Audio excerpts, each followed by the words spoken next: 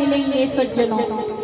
चाहे कितनी भी बड़ी दुश्मनी हो, यदि आप सामने वाले को प्रणाम करते हैं तो वो मन से करे या बिना मन से, वो हाथ उठाकर खुश रहो इतना जरूर कहेगा। कहेगा या नहीं बताइए सज्जनों? वो कहेगा। इसलिए बड़ों को प्रणाम करना चाहिए। लेकिन आज वर्तमान समय में मैं देखती हूँ, क्योंकि कथाओं के माध्यम से एक गरीब और एक से एक VIP के घर में जाती हूँ, मैं देखती हूँ कि किसी से किसी की बात नहीं बनती है ना, तो लोग उसको प्रणाम करना ही छोड़ देते हैं। कहते हैं कि इससे मेरा बात नहीं बनता, इसको प्रणाम करने से क्या होगा? प्यारे सज्जनों, दुष्ट दुर्योधन कहा जाता है, उसी दुर्योधन से सीख लीजिए। सीखने वाले व्यक्ति, बड़ा सुंदर प्रसंग आती है कि दत्तात्रेय ने तो वेश्या से ज्ञान ले लिया था। 24 गुरु बनाए थे उन्होंने, हर जगह से ज्ञान उठा लिया। प्राप्त करने वाला व्यक्ति चलते फिरते घूमते उठते बैठते हर प्रकार से हर जगह से एक शिक्षा ज्ञान से भरा हुआ एक न एक वाणी को अपने जीवन में ज्ञान के रूप में धारण कर लेगा। जिसको ज्ञान लेना है उसको, जिसको ज्ञान नहीं लेना है ना, उसको तो भगवान के भीतर भी खोट दिखाई देगा। भोगी ने कलंक लगा दिया ना राम जी को। जिसको ज्ञान नहीं लेना है वो प्रत्येक व्यक्ति में एक उंगली कर देगा, एक उंगली दिखा देगा। आदमी कितना भी बढ़िया हो, वो कुछ न कुछ ऐसा निकाल ही देगा, बुराई कर देगा। जिसको ज्ञान नहीं लेना है ना सज्जनों, उसको कहीं से ज्ञान प्राप्त नहीं हो सकता है। वो परमात्मा के ऊपर उंगली उठा देगा, परमात्मा की बुराई कर देगा। ज्ञानी साधु संत महात्मा विद्वान और आचार्य की बात को छोड़ दो। आज जिसको ज्ञान लेना है, जिसके भीतर ज्ञान के चक्षु खुले हुए हैं, दत्तात्रेय जी बताओ कितनी बड़ी बात है कि वेश्या से भी ज्ञान ले लिया। जरा सोचो इस बात पे। ज्ञान लेने वाला व्यक्ति तो कहीं से ज्ञान धारण कर लेता है, जिसको ज्ञान नहीं लेना है उसको कहीं से ज्ञान नहीं मिलेगा। अब देखो तो यहाँ धारा प्रवाह ज्ञान की वर्षा हो रही है, जिसको लेना है वही तो बैठे ना लेने। इसलिए सज्जनों, दुर्योधन के भीतर का ये भाव, जब मैं सीरियल देखती हूँ ना तो मुझे कुछ और ही दिखता है। सब लोग सिनेमा देखते हैं, मैं कुछ और ही देखती हूँ। ज्ञान प्राप्त करने वाले व्यक्ति कहीं से ज्ञान प्राप्त कर लेते हैं।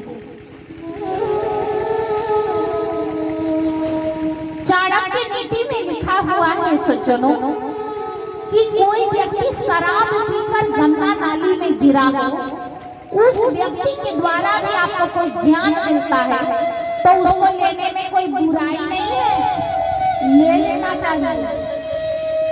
क्योंकि उसकी जो कर्म है उससे उसको दुख मिलेगा, आपको नहीं मिलेगा। लेकिन उसके द्वारा जो ज्ञान मिल रहा है, उस ज्ञान से आपका कल्याण जरूर हो जाएगा। लेकिन ऐसा तो समाज में देखा नहीं जाता है। कोई बुरा व्यक्ति है और कुछ अच्छा भी बात बोलता हो ना, तो लोग क्या कहते हैं मालूम है? लोग कहते हैं देखो देखो, खुद तो सुधरा नहीं है, हमको चलता है ज्ञान सिखाने। बोलते ही नहीं। अरे अपना देखो, अपना खुद ढंग के व्यक्ति नहीं हो, हमको चलते हो ज्ञान सुनाना। ऐसे लोग बोलते हैं सज्जनों।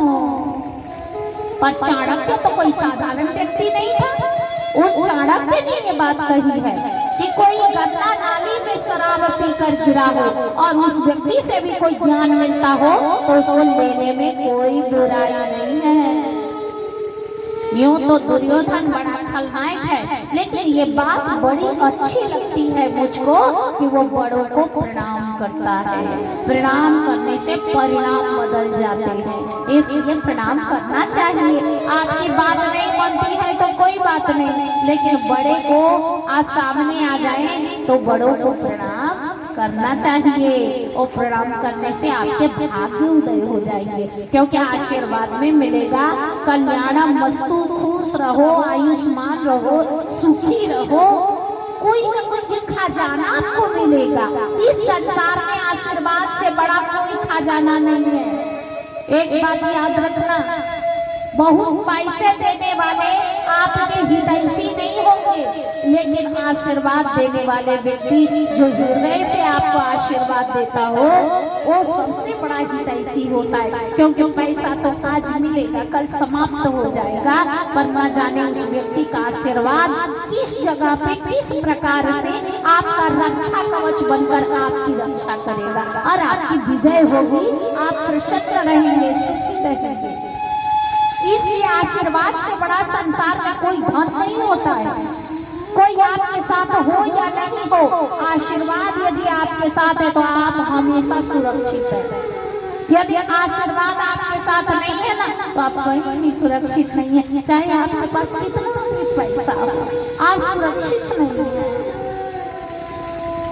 एक आशीर्वाद ही आपका कल्याण कर सकता है।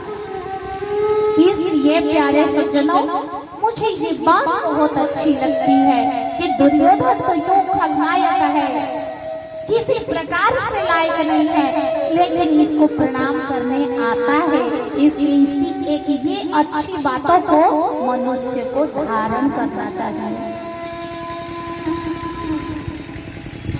और दूसरी बात कि इसको स्वागत करने आता है। भगवान कृष्ण आए शांति दूत बनकर दुर्योधन के पास, तो उनके स्वागत में भले ही इनका फुसलाने का प्रोग्राम हो, लेकिन स्वागत खूब बढ़िया करवाया। महल द्वार को सजाया है, 56 प्रकार का भोग बनवाया भगवान के लिए कि भगवान कृष्ण आ रहे हैं शांति दूत बनकर। तो प्रभु के स्वागत में जरा सा भव्य व्यवस्था हो, आतिथ्य करना तो जरूरी है ना सज्जनों, क्योंकि हमारा धर्मशास्त्र में लिखा हुआ है कि मातृदेवो भव, पितृदेवो भव, अतिथि देवो भव, आचार्य देवो भव। ये चारों देव के समान होते, इनका बंधन सेवा करना चाहिए, इससे मंगल होता है। बड़ी सुंदर भव्य व्यवस्था करवाई, लेकिन एक बात नहीं बनी ना, तो बात नहीं तो भात कैसा?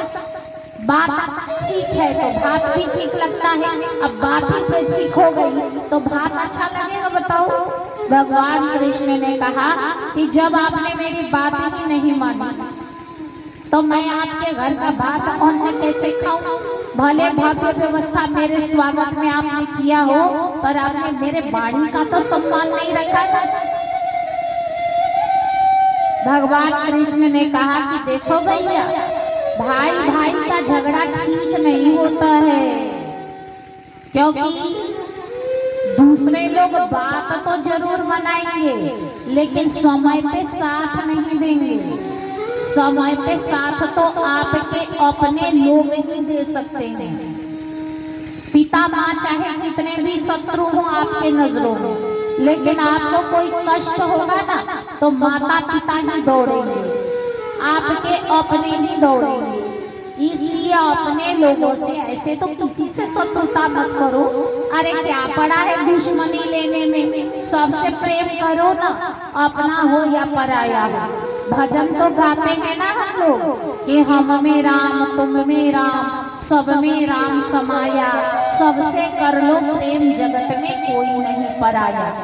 मुझ में राम तुझ में राम सब में राम समाया, सबसे कर लो प्रेम जगत में कोई नहीं पराया। ये सब अपने सबके भीतर तो राम। भगवान कृष्ण ने कहा दुर्योधन, अरे तुमने मेरे आतिथ्य में बड़ा सुंदर व्यवस्था दिया भैया, लेकिन दुर्योधन मैं तुमको समझाना चाहता हूँ